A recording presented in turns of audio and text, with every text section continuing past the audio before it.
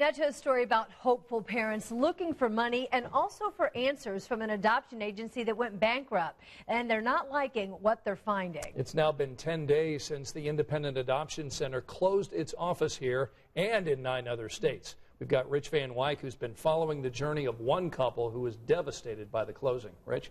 Scott, one of many in the state of Indiana. David and Kristen, they were already reaching out to prospective moms, thinking that any day they would get that phone call that would connect them to a child of their own.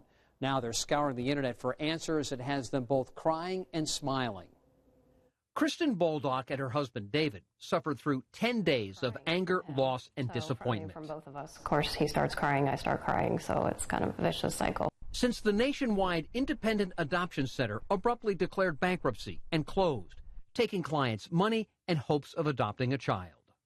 I cannot imagine my life ending knowing that I never had a child. And that's happening to some couples. Yes, a lot. Kristen and many of the nearly 1,900 victims are online, comparing questions and answers. It seems like our money was mismanaged.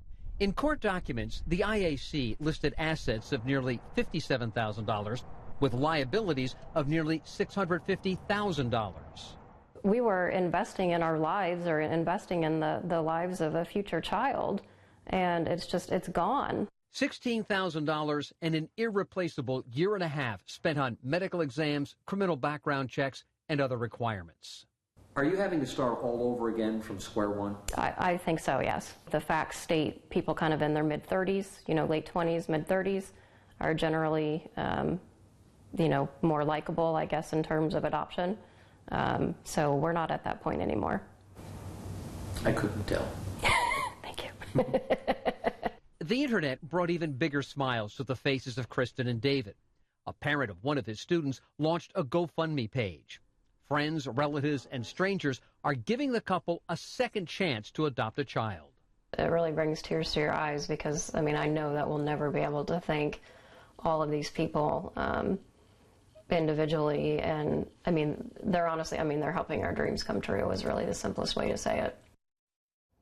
A spokesperson for the bankrupt adoption agency says there were 136 Indiana couples in the process of adopting children, Scott. Boy, this has just been a heartbreaking story to watch. What can families do to try to help and get some help here? Well, a lot of them are getting online. So the other thing they can do is get in touch with the Indiana Attorney General's office.